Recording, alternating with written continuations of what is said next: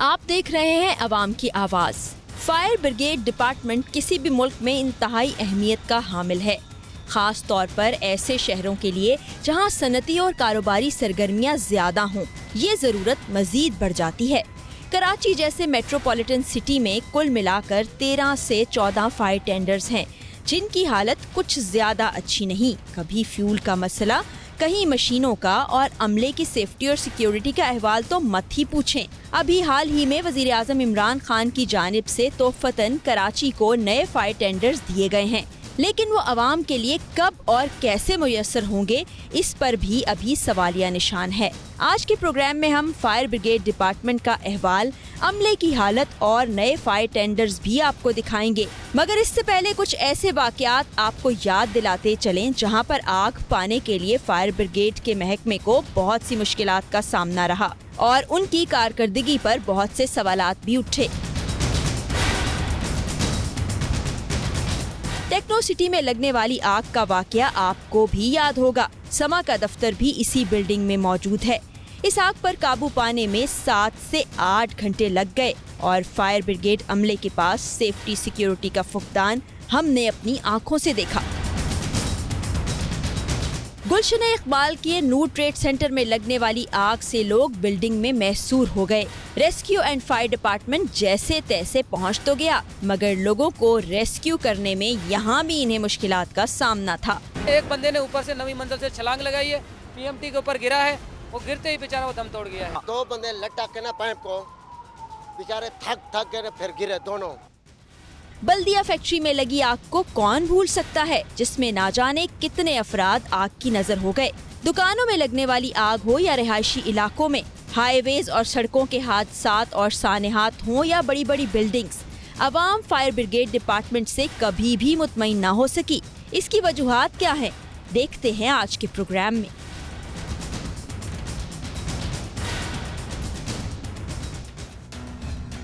अस्सलाम वालेकुम, आप देख रहे हैं अवाम की आवाज़ और मैं हूं आपकी मेज़बान फ़राह इक़रार। इस वक्त टीम अवाम की आवाज़ मौजूद है फायर एंड रेस्क्यू हेडक्वार्टर्स।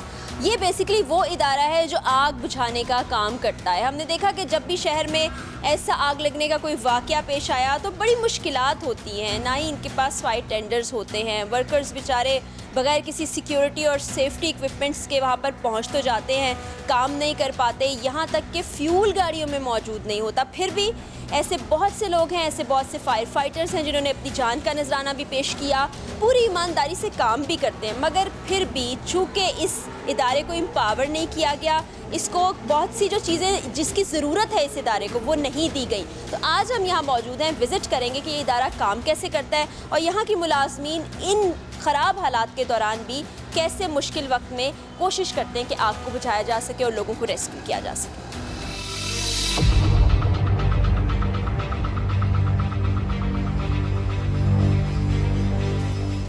इस वक्त जिस डिपार्टमेंट में हम मौजूद हैं, बेसिकली ये कंट्रोल रूम कहलाता है, जहां पर किसी इमरजेंसी की सूरत में कॉल की जाती है। लेकिन ये कंट्रोल रूम की जो हालत है ना, वो यकीन जाने के मुझे बड़े अफसोस से कहना पड़ रहा है कि कोई कबाड़ खाने की इस वक्त सूरत हाल पेश कर रही है। ये पेंट उखड़ा हुआ है, हवा का ज़रिया सिर्फ ये एक खिड़की है, फर्नीचर आप देख लें। मुझे बहुत अफसोस हो रहा है इस डिपार्टमेंट को देखने के बाद। इस वक्त हमारे पास ज़फ़र साहब मौजूद हैं, हमारे साथ सब फायर ऑफिसर हैं ये। इनसे जानते हैं कि ये क्या हालत है आपके कंट्रोल रूम की। मुझे तो सीरियसली देख के अफसोस हो रहा है। मैडम, ये कराची का हेडक्वार्टर है और इसका कंट्रोल रूम है, और जितनी कराची में इनकेस इमरजेंसी कोई भी कॉल रेस्क्यू या फायर की होती है, टोटल फायर यहाँ से हम लोग डील करते हैं और मतलब कि यहाँ से पूरा कंट्रोल होता है। अब ये आपके सामने है कि किस तरीके से मैनेज कर रहे हैं हम लोग, या ऑपरेटर कर रहे हैं बैठ के, तो एक सिस्टम को चला रहे हैं। ये तो बस ऐसे लग रहा है कि बस काम चलाने वाला काम ही हो रहा है, इधर कोई फैसिलिटी मुझे नज़र नहीं आई आप लोगों के डिपार्टमेंट। हमारे पास बदकिस्मती से एक सिस्टम होता है वायरलेस सेट का, और बहुत अहमियत रखता है कम्युनिकेशन के लिए कि अगर इन केस अगर आपको कोई प्रॉब्लम आता है टेलीफोन में, तो वायरलेस से हम बहुत फ़ायदा होता है। हमारे पास वायरलेस सिस्टम जो आए थे तकरीबन 10 साल पहले, वो नाकारा हो गए। अब इनको चाहिए कि वायरलेस सेट को दोबारा तरीके से आप दोबारा डिपार्टमेंट में लेके आएँ ताकि हमारी कारकर्दगी और बेहतर हो जाए। अच्छा, यहाँ पर कॉल्स आती हैं, लोग कंप्लेन करते होंगे आग लग गई, कोई इमरजेंसी है, तो फौरी तौर पर अगर यहाँ पे कोई कॉल आती है तो रिस्पॉन्ड कैसे करते हैं आप? देखिए मैडम, सबसे पहले तो कॉलर्स ये ऑपरेटर हैं, जैसे कॉल आती है तो कॉल को अटेंड किया जाता है। कॉलर्स अपना सबसे पहले नाम बताएगा, अपना मोबाइल नंबर बताएगा, उसके बाद एड्रेस बताएगा, फिर हम उनसे पूछते हैं कि करीब में मशहूर फेमस जो नियरेस्ट लोकेशन है वो उसको बताएगा, फिर हम कंफर्म भी नहीं करते। अच्छा, हमारे पास फेक 16 सिस्टम लगा हुआ है, ज़्यादा जो कॉलें होती हैं फेक कॉलें होती हैं, मगर जो हमारा काम है भले वो फेक हो या सही हो, हम गाड़ी को मूव कर देते हैं, गाड़ी चले जाती है। तो एक फॉर्मेलिटीज़ है हमारे पास, और अमूमन ये लोगों का शिकवा रहा है, क्रिटिसाइज़ हुआ इदारा कि फायर ब्रिगेड देर से पहुंचा। देखिए, ये आपके सामने कॉलर ये बैठे हुए हैं, कॉलर आएगा, सिर्फ टाइमिंग जो होती है ना, टाइमिंग ये अटेंड करते हैं फ़ोन, और उसके बाद घड़ी पे नज़र होती है। घड़ी के अंदर हमारी जो out of station responding timing है 2 मिनट की है। आपने 2 मिनट के अंदर 1 मिनट में इन्होंने एड्रेस, पेन से अपना पेपर इनके पास है, इन्होंने एड्रेस नोट करना, उसका नाम लेना, उसका मोबाइल नंबर लेना, उसके बाद इन्होंने फायर कॉल्स मारनी है। फायर कॉल्स मारते हैं तो पूरा अमला ग्राउंड में आ जाता है, ड्राइवर अपनी गाड़ी पे आ जाता है, तो फिर गाड़ी 2 मिनट के अंदर, जो स्टैंडर्ड टाइम है 2 मिनट का, उसको हम फॉलो करते हैं, 2 मिनट में गाड़ी आउट होती है। आपने फेक कॉल्स का जिक्र किया, फेक कॉल से आपकी क्या मुराद है कि गलत इतला देते हैं आपको लोग? जैसे फॉर एग्जांपल अभी आप कंट्रोल रूम में मौजूद हैं, ये ऑपरेटर्स बैठे हुए हैं, ये कॉल्स आ रही हैं। अभी किसी का डेमो करके आप बताएं ज़रा, किसी का माइक ऑन कर दीजिएगा, पीछे से रिस्पांस क्या आ रहा है, देखते हैं कि आप देखें से कि 16 पे कॉल आ रही है, बच्चे चिल्ला रहे हैं, लेडीज़ हैं, जेंट्स हैं, और मिसबिहेव, यानी कि एक तरीके से आप बोल रहे हैं कि ठीक है गलती हो गई है। ठीक है, हम कॉल सुनते हैं। जी, हम कॉल आप सुनिए इसको। आपका नाम? मोहम्मद रिजवान। Telephone number? 9921 500। ठीक है भाई।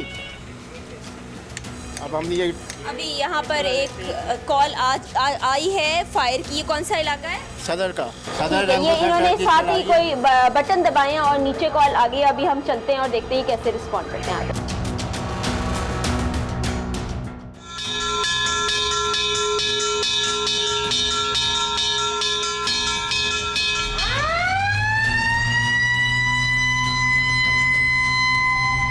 आगे करें, गाड़ी आगे करें, फायर ब्रिगेड को रास्ता दें। चलो भाई। घंटी की आवाज आ रही है, ऊपर से इंडिकेशन दी जाती है, नीचे घंटी बजती है, इसके बाद अमला गाड़ियों में बैठ जाता है। ये घंटी बजने के बाद मुझे दूर से ये वर्कर्स भागते हुए दिखाई दे रहे हैं। ये अब यहाँ से गाड़ियों की तरफ बढ़ रहे हैं और फिर ये अपने रेस्क्यू की तरफ जाएंगे।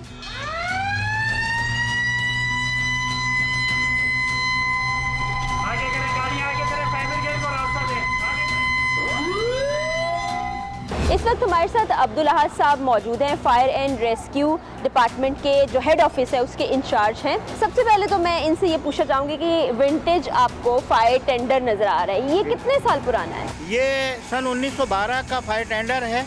इसे ठोस टायर के नाम से भी हम याद करते हैं और डेनिस इंजन के नाम से भी हम इसे याद करते हैं। और इसको हमने फंक्शन में देखा है, इसको हमने काम करते हुए देखा है कि जब नेशनल डे पर ये बाकायदा फ्लैग मार्च के लिए निकलती थी, कायदे आज़म के मज़ार यहाँ से जाती थी। अच्छा। और ये मैं समझता हूँ कि हमारे डिपार्टमेंट का एक सरमाया है जिसको यादगारी तौर पर हमने यहाँ डिस्प्ले में रखा है और इस पर अभी हम काम कर रहे हैं। अगर ये वो काम पे हम कामयाब हो जाते हैं तो KMC की तरफ से कहीं ना कहीं एक बड़ा एक्वेरियम बनाकर हम इसे डिस्प्ले में रखेंगे आवाम के लिए। ये नई गाड़ियाँ आने से पहले कितनी व्हीकल्स मौजूद हैं? नई गाड़ियाँ आने से पहले मेरे पास एक स्नार्कल और एक फायर टेंडर था मौजूद। एक रेस्क्यू है, एक फायर टेंडर है, उसमें कुछ खराबी आई हुई है। अच्छा। वो बंद है अभी मेरे पास। तो ऐसी सूरत में जब एक फायर टेंडर वो भी खराब, जी तो यहाँ अगर कॉल आती है आग लगने की तो फिर आप क्या हमारे करेंगे? पास क्योंकि ये सेंट्रल फायर स्टेशन है, हेडक्वार्टर है, कोई भी इतला आती है तो हम नज़दीकी फायर स्टेशन से गाड़ी को मूव कर देते हैं। नजदीकी फायर स्टेशन में कितने फायर टेंडर्स या स्नॉर्कल्स हैं? एक है हर जगह। स्नॉर्कल तो जो है ना, स्नॉर्कल हमारे पास इतनी नहीं है, लेकिन फायर टेंडर्स हमारे पास मौजूद हैं। कितने होंगे टोटल, कुछ याद है कराची में कितने होंगे फायर टेंडर्स? फायर टेंडर्स हमारे पास अभी इन ऑर्डर 12 से 15 हैं। आपके पास सारे इक्विपमेंट्स हैं सेफ्टी और सिक्योरिटी के। मुझे अच्छी तरह याद है अभी कुछ अरसा पहले इस समा की बिल्डिंग में जिसमें समा मौजूद है वहाँ आग लग गई थी और वहाँ से एक फायर टेंडर वहाँ जब पहुँची तो वहाँ से फायर फाइटर जो निकला था उसके पास सेफ्टी सिक्योरिटी का कोई इंतजाम नहीं हुआ। मैडम ऐसा है कि अब ये ज़मीनी हकाइक तो ये होते हैं कि अगर हम कहीं देख रहे हैं, हमारा फायर फाइटर कहीं ये देख रहा है कि ये मेरे अगर ये मेकअप करने में, मास्क लगाने में या सिलेंडर ब्रीथिंग ऑपरेशन बांधने में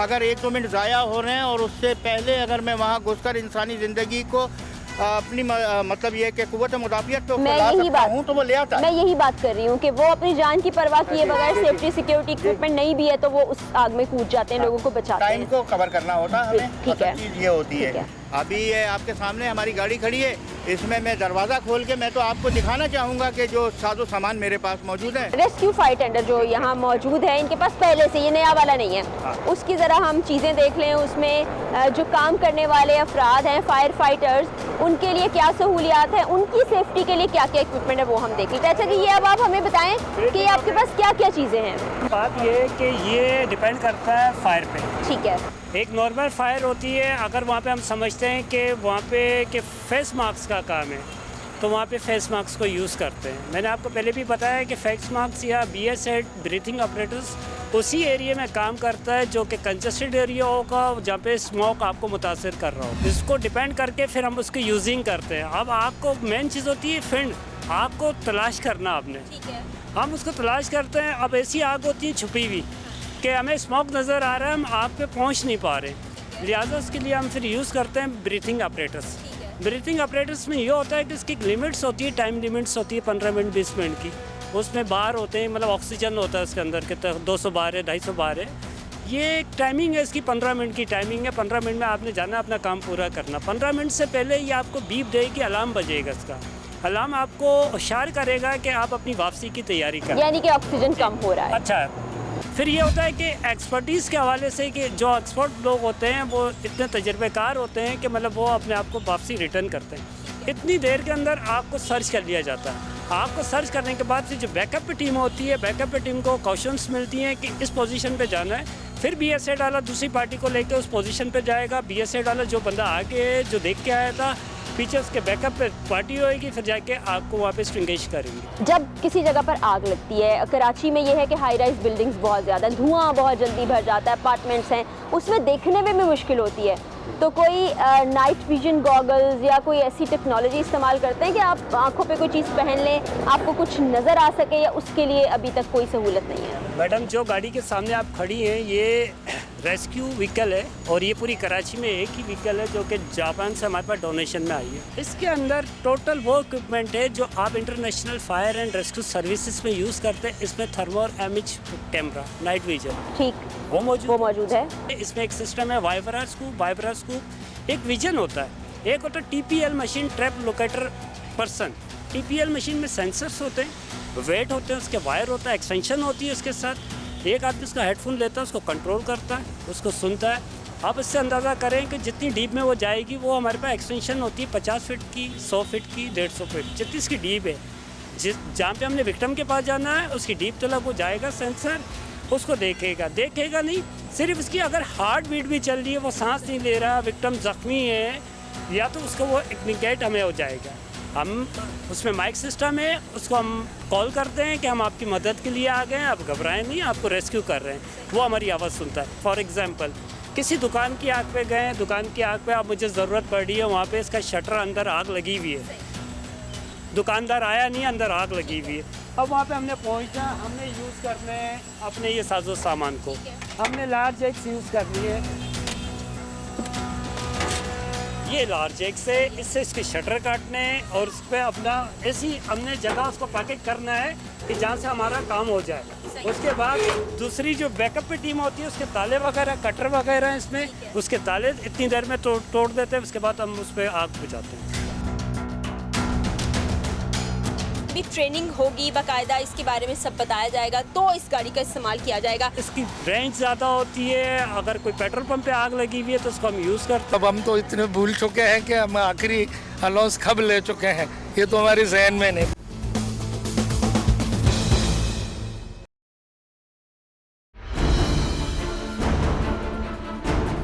ये नई गाड़ियाँ वज़ीर आज़म साहब की तरफ से तोहफा दी गई हैं कराची के अवाम के लिए। ये ज़रा अंदर इसका सिस्टम भी हम देख लेते हैं। 4 से 5 दिन अभी इसकी ट्रेनिंग में बाकी हैं, और जिसके बाद ये रोड्स पे कब आएंगी ये हम अभी नहीं कह सकते, क्योंकि बहुत से मसाइल मैं आपको बता चुकी हूँ। आ जाए ज़रा अंदर से देखते हैं गाड़ी को।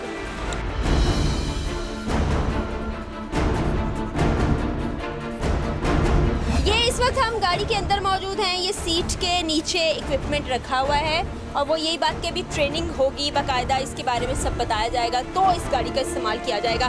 तो अपेरेंटली अगर आप देखें अंदर आके तो ये सीट्स हैं, यहाँ पर फायर टेंडर्स मेरा ख्याल है बैठेंगे, और यहाँ पे आई थिंक बेल्ट्स वगैरह होंगी। वैसे तो ये बड़ी जदीद किस्म की आपको एक फायर टेंडर दिखाई दे रही है, और मुझे उम्मीद है कि इक्विप भी होगी, लेकिन इसका फ़ायदा तभी है जब इन लोग को ट्रेनिंग दी जाए और बाकायदा सारी फैसिलिटीज़ दी जाए, ताकि जब शहर कराची में किसी जगह पर कोई हादसा होता है, आग लगती है, तो इनको यूटिलाइज़ किया जाए। वरना यूँ खड़े हुए तो गैराज में गाड़ी इस्तेमाल के बगैर आप समझ सकते हैं कि उसका किसी को कोई फ़ायदा नहीं हो सकता।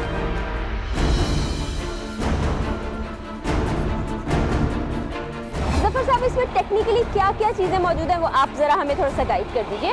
मैडम, ये जदीद दौर के हिसाब से जदीद दौर की गाड़ी बनाई है।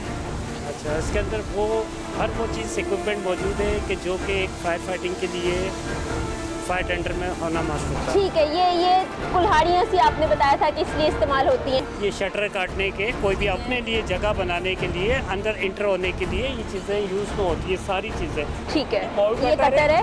ये खुदा न खास्ता कोई दुकान में आग लगी है, कोई दरवाज़ा लोग है, उसके कटिंग से ताले वगैरह काटने के। ठीक है, और ये क्या चीज़ है?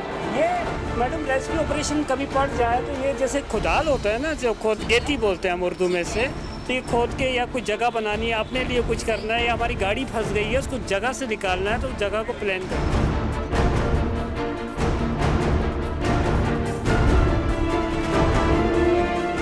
एक्सटर वाटर सेक्शन है। अगर हम कोई ऐसी बड़ी आग पे पहुंचे हुए हैं और हमें महसूस होता है कि पानी का ज़ख़ीरा करीब में है, for example Neti jetty Kimadi पे हम चले जाते हैं, हमें पानी चाहिए, शहर में बड़ी आग लगी है, इससे बेहतर है कि हम दूर दराज इलाके में जाए, तो हम इस पे सेक्शन को यूज़ करते हैं। ये फोम गन है। अच्छा, फोम गन हम यूज़ करते हैं जब हम फोम को यूज़ कर रहे होते हैं कि जहाँ पे लिक्विड फायर होती है पेट्रोलियम की, for example petrol, diesel, kerosene और ETC, तो उस पर फोम यूज़ होता है। इसकी रेंज ज़्यादा होती है। अगर कोई पेट्रोल पंप पे आग लगी हुई है तो उसको हम यूज़ करते हैं। ये मल्टीपर्पज़ गन है, इसमें मल्टीपर्पज़ सिस्टम होता है। ये अब इस पर ये अडाप्टर जो लाइनें होती हैं, हमारी लाइनें, ये लाइनों में जो कैचर इसका अडाप्टर है, ये ऐसे लाइनों में लगे होते हैं। ये इसमें लग जाता है, लग गया, यूज़ कर लिया हमने। उसके बाद अब डिपेंड करता है कि हमने इसको 3 इस पे मल्टीपर्पज़ पे जाएगा, जेट पे जाएगा, शॉवरिंग पे जाएगा, और जैसे आप यूज़ करो।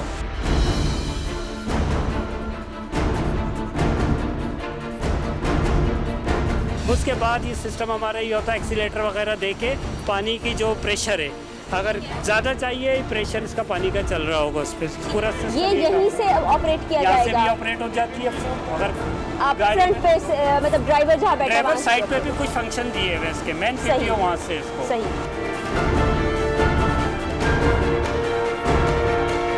अच्छा, फर्स्ट एड ड्रिल ऐसी है कि जैसे मैं रोड पे कोई एक्सीडेंट हुआ है, अच्छा एक्सीडेंट पे हम इसको यूज़ कर लेते हैं गाड़ी की आग बुझाने में। ठीक है, अब इसमें पहले भी हमारे पास सिस्टम था, अभी इसमें जदीद सिस्टम ये कर दिया है कि इसको ओके पाइप वापस आसानी से चला जाता है। तो ये हमने आपको पहली मर्तबा दिखा रहे हैं, ये वो फायर टेंडर, जदीद और नई किस्म की फायर टेंडर्स पाकिस्तान की आवाम के लिए एक तोहफ़ा है जो कि कराची को दिया गया है। क्योंकि कराची की इतनी बड़ी आबादी के लिए, करोड़ों की आबादी के लिए पहले सिर्फ 12 या 13 फायर टेंडर्स थे, उनमें से भी आधे से ज़्यादा काम नहीं करते थे, कोई वर्कशॉप में मौजूद होते थे, और फायर फाइटिंग की गर्ज से जाना होता था तो बहुत मुश्किलात पेश आती थी। अमला जो मेरे साथ मौजूद है ये अभी ऑन ड्यूटी है, शिफ्ट्स में ये लोग काम करते हैं, यहीं पर इनकी रिहाइश भी है। मुझे एक बात बताएं, आप लोग आग से वाकई खेल रहे होते हैं, आप आग में कूदेंगे, जाएंगे, जान बचाएंगे, ये कपड़े आपने पहने हुए हैं, आपके पास कोई इक्विपमेंट नहीं है और अगर आपको खुदा न खास्ता आग लग जाए या नुकसान पहुंच जाए तो फिर आप खुद जाएंगे और अपना इलाज कराएंगे? ना होते हुए या होते हुए हमें जो भी करना है खुद करना है, प्राइवेट करना है, या अगर बहुत ज़्यादा हुआ तो हम सिविल चले जाएंगे, लेकिन सिविल में भी मतलब वो फैसिलिटीज़ नहीं है, बहुत ज़्यादा वो फर्स्ट एड दे देते हैं। उसके अलावा डिमांड कभी नहीं आप लोगों ने की कि हमें कम से कम मेडिकल बहुत सही कर चुके हैं, लेकिन अमल दरामद कब होगा ये हम नहीं जानते। आप भी फायर फाइटर हैं? जी बिल्कुल, मैं फायर कितने फाइटर अरसे से हूं। मुझे ड्यूटी दे तकरीबन रहे 10 साल हुए हैं। हैं? अभी फायर का कहीं अलार्म बजेगा, ये हमने देखा घंटा बजता है, फिर आप लोग जाते हैं इसी लिबास में जाएंगे? ये मैं तकरीबन 6 साल बाद यूनिफॉर्म मिला है और मतलब एक और इसके अलावा ये फायर सूट है और मतलब गाड़ी में हमारे फायर सूट्स वगैरह होते हैं, हम वो पहन लेते हैं जो हमें फायर से मतलब हीट प्रूफ होते हैं वो। हाँ। जो हमें आग पे मदद देते हैं। लेकिन वो भी हमारी इत्तलात के मुताबिक और मालूमात के मुताबिक वो कम है। अक्सर लोगों को ये शिकायत होती है कि लेट हो गए, तो जब आप लोकेशन पे जाते हैं तो लोगों की जानिब से ताउन किया जाता है या कुछ उनकी तरफ से रवैया गलत आपको मिलता है? मैडम यही अवेयरनेस पिछले काफ़ी टाइम से दी जा रही है, मगर लोगों को वो ये समझते हैं कि फायर ब्रिगेड कोताही है। मतलब हमारा सिस्टम कुछ इस तरह है कि जैसी हमारे पे इत्तला आती है विद इन 2 मिनट्स में हमारी गाड़ी आउट हो जाती है। अब कराची के रोड्स आपके सामने है, ट्रैफिक आपके सामने है, लोग हमें जगह नहीं देते, सायरन सुनने के बावजूद हमारे आगे आ जाते हैं। जैसे तैसे हम हादसे पे पहुंचते हैं तो आवाम ये समझती है कि आग लगाने वाले भी हमें और हम मतलब बुझाएंगे नहीं, और मतलब हमसे लाइनें खींचना, हमारे मारना, मतलब ऐसा भी हुआ है कुछ टाइम पे कि पिस्टलें तक रखी गई हैं हमारी कनपट्टी पे। तो ये देखिए, अब ये सीनियर ऑफिसर हैं, ये भी फायर फाइटर हैं, ये इनका यूनिफॉर्म है जो ये पहने हुए हैं, ये जूते इनके अपने ज़ाती होंगे, तो इसी तरह आग बुझाने चले जाएंगे आप भी? क्या हम इसी पोजीशन में आग बुझाने जाते हैं, लिहाजा हमारी हुकूमत से ये रिक्वेस्ट है कि खुदारा हमें अच्छी और मेरी यूनिफॉर्म दी जाए। हम लोगों की जान माल की बात करते हैं, लिहाजा आपसे हमारी मेडिकल यूनिफॉर्म और फायर अलाउंस की रिक्वेस्ट है कि ये दिए जाए ताकि और बेहतरी हमारे अंदर। देखिए, आप यूनिफॉर्म की डिमांड कर रहे हैं, यहाँ आपको अलाउंसेस नहीं मिल रहे 25 महीनों से। अब ये तो ना ही आपको मेडिकल की कोई फैसिलिटी, आप जल जाएं, मर जाएं, खप जाएं तो आप खुद जाके इलाज कराएं। सही है, लेकिन ये हमारा जज्बा है जो हम काम करते हैं, ये हमारा जज्बा है, लेकिन हुकूमत को हम पे तवज्जो देनी चाहिए। हमारी इनसे रिक्वेस्ट है कि आप खुदा हम पे तवज्जो दें ताकि हमारी हालत और बेहतर हो सके। आपका घर भी यहीं पर है? जी, मेरी भी राइश यहीं पे। कितने अफराद हैं घर के? घर के मेरे 6 अफराद हैं। 6 अफराद में आपके बच्चे भी शामिल हैं? जी, सब पूरी फैमिली, 4 बच्चे हैं, 2 अम्मी हैं। ठीक है। इसकी मेंटेनेंस वगैरह कब हुई थी आखिरी मर्तबा? मेंटेनेंस वगैरह तो अभी हमारे सामने नहीं हुई है, काफ़ी टाइम से नहीं हुई। आपको नौकरी करते हुए कितने साल गुजर गए? 27-28 साल हो गए। 27-28 साल में कभी मेंटेनेंस नहीं, शुरू में हुई है 2-4 बार, अभी काफ़ी टाइम से नहीं। तो वो अगर कोई काम होता है तो वो फिर आप लोग अपनी जेबों से कराते हैं? अपने पास से कराते हैं, हालांकि हमारा मेंटेनेंस भी कटता है। आप क्या सोच के इस डिपार्टमेंट में आए थे? पहुँच तो हमारी बचपन से ही, मेरे वालिद फायर फाइटर यहाँ, मेरे दादा फायर फाइटर, मेरे चाचा फायर फाइटर में, हमारे को तो जज्बा है बचपन से, जो जिस डिपार्टमेंट में होता है, पुलिस के तो पुलिस वाले, फायर ब्रिगेड तो फायर ब्रिगेड में, और हमें तो जज्बा था। आपकी तनख्वाह कितनी होगी? बड़ा ज़ाती सवाल है, लेकिन चूँकि आपके इदारे के लिए मैं चाहती हूँ कि देखें, हुकूमत देखे और वो कुछ करे आप लोगों के, इसलिए मैं आपसे 29,500 29,000 रुपये टैक्स काट के आपको मिलती है। और घर के कितने? रेंट कटता है हमारा, कन्वेंस कटता है। अभी आप लोगों ने एहतजाज भी किया था, उसके बाद आपके साथ कुछ बड़ी सख्ती रवा रखी जा रही है। सख्ती तो होती है, जो अफसर हैं ये हैं वो तो सख्ती तो करेंगे, लेकिन एहतजाज भी तो हमारा हक है ना। आपकी क्या डिमांड है? आप क्या चाहते हैं कि हुकूमत आपकी फलाह के लिए क्या करे? हम तो बोलते हैं हमारा फ़िलहाल तो ये फायर अलाउंस जो है यही दे दें तो ये हमारे लिए काफ़ी हो जाएगा। अगर ये दे दें वक्ती तौर पे, जैसे अभी हम 25 माह का हो गया। फायर अलाउंस कितना मिलता है वैसे? हमें तकरीबन वो आधी तनख्वाह होती है हमारी, 4 घंटे एक्स्ट्रा काम करने के बाद वो मिलता है हमें। वो हमारी ज़बान में बोलते हैं पेट न पहियाँ रोटियाँ सारी गलन खोटियाँ। फिलहाल अगर हमारा सैलरी जो है वही अगर टाइम पे कर दें, अभी ये आज 16 तारीख होगी, आज मिलिए जाके। आप कब से काम कर रहे हैं इस रेस्क्यू एंड फायर डिपार्टमेंट? 32-33 साल हो गए मुझे। 32-33 साल? मैं ड्राइवर हूँ। आप भी ड्राइवर हैं। 32-33 साल में आपकी तनख्वाह कितनी बढ़ी है? बढ़ने का ये है कि पहले जो हम भर्ती होकर 87 में आए थे तो तकरीबन सब मिला के अलाउंसेस के साथ हम 15,000, और तकरीबन अब बढ़ा के हमारे इतने आ गए कि हम 50,000 तक पहुंच गए। अच्छा, आप सबसे सीनियर हैं इस वक्त, तो सीनियर होने के बाद आपको अलाउंस तो ज़्यादा मिलने चाहिए, फैसिलिटीज़ ज़्यादा मिलनी चाहिए। वो तो बेसिक से हिसाब से हमें मिलते हैं ना, जो हमारी बेसिकली बेसिक जो है वो 29,000 रुपया है। इसमें ब्रेक हो गई है क्योंकि हमारे रूल के मुताबिक वो पीपी वगैरह लगते हैं तो वो अलग से मिलते हैं, वो बेसिक में नहीं लगते हैं। अब उसी हिसाब से जो बनते हैं छुट्टियों के हिसाब, तो वो उसी हिसाब से हमारे अलाउंसेस मिलते थे, मगर मिलते थे, अब नहीं मिल रहे हैं। ये आखिरी अलाउंस आपको कौन से साल में मिला था, 2018 में या 17 में? ये तो बड़ी अच्छी बात आपने कही, क्योंकि हमें याद भी नहीं है। अब हम तो इतने भूल चुके हैं कि हम आखिरी अलाउंस कब ले चुके हैं, ये तो हमारे जहन में नहीं, बिल्कुल याद नहीं है। और मेरा तो एक बच्चा है ना, बीमार है, वो उसका दिमाग सही नहीं है, दौरे पड़ते मेरे की तो मैं के थक गई, मेरे पेंशन चालू कर दो, कोई नहीं सुनता। पेंशन भी नहीं हो? अभी जो आए हैं सर, तो उन्होंने हाथ भाई, तो उन्होंने मेरी अभी फाइल चलाई है। हुकूमत सिंध में और वफाक में एक मसला हो गया है कि इनके ड्राइवर्स किसके पेरोल पे आएंगे और इनको फ्यूल कौन देगा? ना वफाक देगी, ना ही सिंध हुकूमत देगी।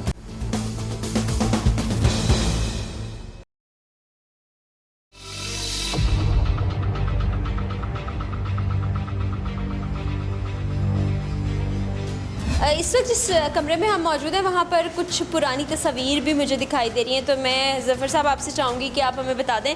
ये तो मुझे लग रहा है कि आज़ादी से पहले की तस्वीर है। जी मैडम, जैसे कि आपने नीचे 1912 गाड़ियाँ देखी थी। ओह, ये वो गाड़ी लग रही है मुझे। 100 साल पहले कि जो फायर ब्रिगेड था वो ऐसा था पाकिस्तान बनने से पहले। ठीक है। ये उस टाइम के जो ब्रिटिश के ये हैं, ये फर्स्ट चीफ फायर ऑफिसर है। बिल्कुल ठीक है। और ये 1914 हो गया शायद, ये मुझे नज़र आ रहा है पूरा इस स्टेशन का, और ये पूरा दिया हुआ 1914। ये इसी स्टेशन की तस्वीरें हैं पहले का, जो अब तो ये 70s के बाद इसको बनाया गया, वरना इस पोजीशन में स्टेशन है। आप सदर स्टेशन भी देखेंगी तो वो भी इसी पोजीशन में बना हुआ। और मैडम, सबसे बड़ी बात मेरे लिए एजाज़ ये है कि मैं KMC फायर ब्रिगेड का वो फायर ऑफिसर हूँ कि जो मैं फ़ख्र करता हूँ कि पाकिस्तान में किसी फायर ब्रिगेड के पास तमगा शुजात नहीं है। मेरे स्टेशन, मेरे फायर ब्रिगेड के पास इतने बड़े एजाज़ात हैं जो कि उस दौर के सदर ममलिकत परवेज़ मुशर्रफ साहब ने अता किए हुए तमगा शुजात। बिल्कुल, ये हम देख सकते हैं कि यहाँ पर तमगा शुजात हैं। बहुत से ऐसे शोहदा हैं जिनको इस तमगे से नवाजा गया। नसीर अहमद शहीद इसमें शामिल हैं, तमगा शुजात उनको दिया गया 2008 में। 2008 में ही जनाब फरीद खान शहीद साहब को भी तमगा शुजात दिया गया। यहाँ पर मोहम्मद अकील हैं, उनको भी तमगा शुजात दिया गया। जनाब शेर अहमद मरहूम, उनको भी दिया गया। अहमद नूर शहीद साहब, ज़ुबैर अहमद साहब और इम्तियाज़ुल हक साहब, ये तमाम वो लोग हैं जिन्होंने अपने फ़राइज़ सर अंजाम देते हुए अपनी जान का नजराना पेश किया गया।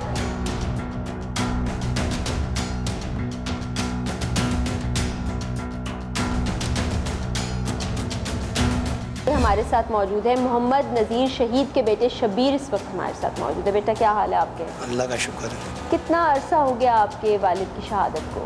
2007 में मेरे वालिद साहब का साथ हादसा हुआ था पाकिस्तान चौक पे।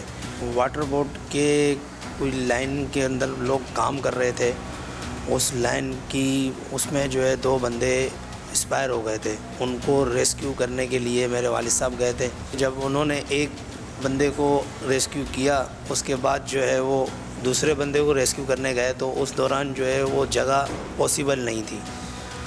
तो वो जब ऊपर आने लगे तो उन्होंने सिलेंडर का बेल्ट खोलने के जगह उनसे दूसरा बेल्ट खुल गया। तो ऊपर जो लोग उनके साथी मतलब रेस्क्यूअर थे फायर ब्रिगेड के, उनसे हाथ जो है वो काबू में नहीं आ सका, तो वो घबराहट में वो बंदे के समेत नीचे गिर गया वालिद साहब।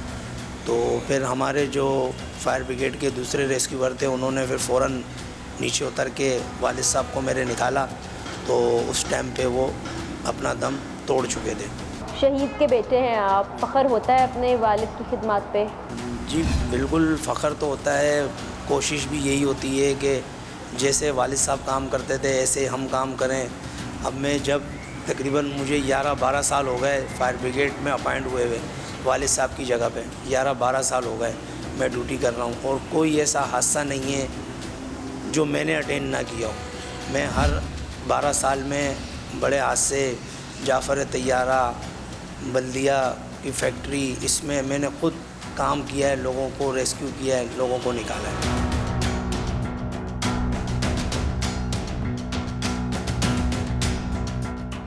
ये वो बिल्डिंग है जिसके अंदर रिहाइश पजीर हैं यहाँ का अमला जो कि आग बुझाने का काम करता है, और बिल्डिंग की हालत आपको नज़र ही आ रही होगी। ये देख लें, गंदगी से भरे हुए पाइप्स हैं, पानी बाहर गिर रहा है, टूटे हुए ये ढक्कन रखे हुए हैं। और यहाँ पर रहने वाले जो हैं मेंटेनेंस की मद में पैसे तो अपने कटवाते हैं सैलरी से, लेकिन मेंटेनेंस भी इनको खुद ही करना पड़ती है। ज़रा अंदर चल के देखते हैं कि घर कैसा है यहाँ लोग जो रहते हैं। यहाँ घर की मेंटेनेंस वगैरह कुछ भी नहीं है, सब काम खुद करने हैं। अच्छा जी, मेरे शोहर को 4 साल हो गए, कोई वो नहीं, पेंशन अभी तक बनी नहीं है। अच्छा, शोहर का आपके इंतकाल हो हाँ, उनकी जगह इनका बेटा लगा है। अच्छा बेटा आ जाओ, आप काम कर रहे हो? क्या कहते हैं ना, कोई इसका ओवर टाइम भी नहीं चालू करा। वैसे ही ओवर टाइम तो 27 महीने का, 26-27 महीने का है, लेकिन नहीं, 3 साल हो गए इसको जॉब पे चढ़े हुए, 6 महीने की तनख्वाह नहीं मिली, इसके ओवर टाइम भी नहीं चालू करा। बस सिर्फ जो तनख्वाह आती उसमें सब कट के आते हैं चीज़ों के। देखो घर का क्या बुरा हाल है, कहाँ से करें चीज़ें हम। ये तो बहुत मुश्किल आपको हो रही होगी, वो हम अंदाज़ा लगा सकते हैं। और ये छोटा सा घर है, चलें एक छत मिल गई आपको, मगर फिर जाहिर है इसमें कोई मुरम्मत का काम आ जाता होगा तो पैसे निकालना बड़ा मुश्किल होता है। सही बात है, सब चीज़ें ख़राब है। किचन में मैं खाना बनाती हूँ, मेरे पूरे कमरे के पीछे पानी गिरता है। वो हमने देखा आपके शायद किचन के बाहर ही जी पूरे गंदगी, पाइप, कचरा सब गटर भरे रहते हैं। और ये कि लेटरिन उसका खाना भी मेरे शोहर ने सही करवाया था। मैं वॉशरूम में बैठते थे, पीछे कमर में पानी गिरता था। तो कोई आता नहीं है देखने के लिए? कोई भी नहीं आता, कोई भी नहीं आते। और मेरा तो एक बच्चा है ना, बीमार है, वो उसका दिमाग सही नहीं है, दौरे पड़ते हैं मेरे के। मैं के थक गई, मेरे पेंशन चालू कर दो, कोई नहीं सुनता। पेंशन भी नहीं हो? अभी जो आए हैं सर, तो उन्होंने हाथ भाई, तो उन्होंने मेरी अभी फाइल चलाई है। 4 साल हो गए, लेकिन ऐसा होना चाहिए ना डिपार्टमेंट, जैसे जिसका शोहर इनका इंतकाल हो जाता है तो उसकी पेंशन चालू फौरी कर देनी चाहिए। हाँ, तो कोई पूछने वाला नहीं है किसी को भी। और आपका बता रही हैं कि एक बच्चा तो जी, मैंने इतनी जा के बोला, कोई नहीं सुनता। अभी भी मुश्किल से है, इसलिए इसकी तनख्वाह में पूरा नहीं होता, जाहिर है। और मेंटेनेंस उसके कट जाते हैं, 1500 रुपये काट रहे हैं मेंटेनेंस के, वो भी कोई हाल नहीं है, कुछ भी नहीं हुआ अभी तक। कोई काम कितने महीने से कट रहा है, साल हो गया मेरा ख्याल है, लेकिन कोई काम नहीं कराया उन लोग। 6 महीने की तनख्वाह के लिए मैं हेड ऑफिस इतना गई हूँ, उस बच्चे को भी लेके गई हूँ, खड़ी रहती हूँ, कोई कुर्सी भी नहीं देता बैठने की, नहीं, घंटों खड़ी रहती हूँ, कोई नहीं देता। अभी मैंने जाना छोड़ दिया, बोलते पैसे ही नहीं, सीधे मुँह बात नहीं करते, कभी डिनर पे गए हुए होते हैं, कभी मीटिंग में गए हुए होते हैं। इस वक्त हमारे साथ अली हसन साजिद साहब मौजूद हैं जो कि KMC के मीडिया डायरेक्टर हैं। आज हम फायर ब्रिगेड के हवाले से आपसे बात करना चाह रहे हैं। एक खुशाइंद बात यह है कि एक बड़ी तादाद में फायर टेंडर्स आपको फराहम किए गए, उनकी तादाद हमें बता सकेंगे? अच्छा, ऐसा है कि हमें जो फायर टेंडर मिले हैं उनकी तादाद है 48।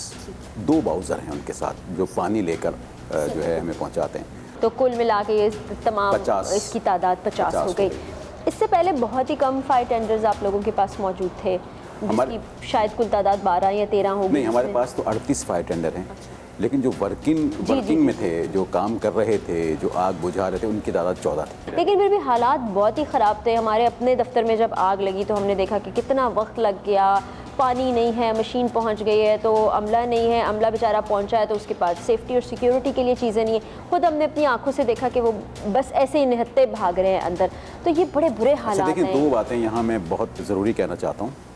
एक तो ये कि जो देर से पहुँचने की जो वजूहात हैं, उसमें सबसे बड़ी वजह हमारी सड़कें और उस पर ट्रैफिक। समा में पहुँचने के लिए तो इतना वक्त दरकार नहीं हुआ क्योंकि वो रात का वक्त था। देखें, मैं अपने घर से जब निकलता हूँ तो कचहरी रोड तक पहुंच जाता हूं मैं कितनी देर में? सिर्फ 20 मिनट में। अच्छा। मुझे ज़रा सा ये जो कचहरी रोड है जो साइकिल मार्केट कहलाती है, इसको क्रॉस करने में 25 मिनट चाहिए होते हैं। हाँ, ये तो आप दिन के औकात की बात कर रहे हैं ना, मैं तो रात की बात कर रही हूँ, 4 या 5 बजे। अगर ये नहीं 4-5 बजे तो इशू नहीं होना चाहिए, नहीं होना चाहिए ना। होना चाहिए। तो ये इश्यूज देखने में आते हैं। इससे पहले भी बहुत सी शहर में बड़ी बड़ी आग लगी और लोगों को शिकायत भी हुई, उस तरह से इक्विप नहीं था आपका अमला। जी बिल्कुल, ये ऐसी पोजीशन आती रही है माजी में। और लेकिन हमारे जो फायर फाइटर हैं वो आप यकीन कीजिए कि बहुत ही जज्बे से काम करते हैं और कोई कोताही नहीं बरतते हैं। लेकिन उस पर मुझे शिकायत है बहुत शदीद। मुझसे पहले वो खुद एहतजाज कर चुके हैं। उनको 25 से 27 महीनों से उनका जो ओवर टाइम मिलता है, अलाउंसेस, वो नहीं मिले मैं आज हैरान परेशान हो गई कि उनके पास कोई मेडिकल फैसिलिटी नहीं है, उनके रहने की जो इमारत है उसके इतने मखदूश हालात है कि मुझे तो ख़तरा हो रहा था कि ये किसी वक्त गिर सकती है। नहीं देखें, ऐसा है कि सिर्फ उनके लिए नहीं है। KMC में जो मेडिकल फैसिलिटी किसी दूसरे महकमे को हासिल है वही उन्हें हासिल है। तो खुदा न खास्ता अगर उन्हें फायर में ज़ख्मी होते हैं तो हमारे जो एडमिनिस्ट्रेटर हैं या हमारे जो मेयर होते हैं वो बाकायदा अहकामात जारी करते हैं कि इनका जो इलाज होगा वो सरकारी अखराजात पर होगा, और अगर वो प्राइवेट करा लेते हैं इलाज तो उसका बिल वो सबमिट करते हैं हमारे यहाँ और बिल की अदायगी होती है उसकी बात। ये तो आप कह रहे हैं ना, उनकी कहानी तो बिल्कुल ही कुछ और है। दूसरा मुझे ये बताइए वो तस्वीर का एक रुख हो सकता है, हम दूसरा रुख भी दिखा रहे हैं, इसीलिए हम आपसे बात करें। उनकी तनख्वाहें बढ़ना तो एक आप अलग कर दें, 12 घंटे की वो ड्यूटी करते हैं जिनमें 4 घंटे ओवर टाइम है। वो ओवर टाइम उनको कई महीनों से, बल्कि दो साल बिल्कुल नहीं मिला। सही बात। उसकी क्या वजह है? कैश फ्लो हमारा यहाँ इशू है, हमारे यहाँ कुछ फंड्स के मसाइल हैं, गवर्नमेंट हमें ऐड देती है। अच्छा, ऐसा भी हुआ है कि 2 मरतबा हमारी तनख्वाहों में इजाफा हुआ है, उससे हमारे जो तनख्वाहों में 4 करोड़ रुपए का इजाफा हो गया। हुकूमत सिंध हमें वही दे रही थी, लेकिन इस महीने से ये हुआ है कि हुकूमत ने 17 करोड़ रुपए की इजाफी ग्रांट हमें दी है हुकूमत सिंध ने, जिससे अब तनख्वाहें जो हैं वो हमारी रेगुलर हो जाएंगी। पिछले माह हमने फायर फाइटर को फायर रिस्क अलाउंस दिया है। और वो क्या था? और कितना? 1 माह का। अच्छा, एक माह का उनको दिया है पिछले माह। तो आइंदा भी कोशिश है कि पहले जो है हमारे फायर फाइटर जो फ्रंट पे काम करने वाले लोग हैं, बिल्कुल वो उनकी अदायगियाँ हो, हमारी ये कोशिश रहती है इदारे की। तो ठीक है, हुकूमत की तरफ से, विफाक की तरफ से एक बड़ा अच्छा इकदाम उठाया गया। कराची जैसे शहर को, जिसकी आबादी करोड़ों में है, जो कि किसी छोटे मुल्क की आबादी होती है, उसको फायर टेंडर्स दे दिए गए।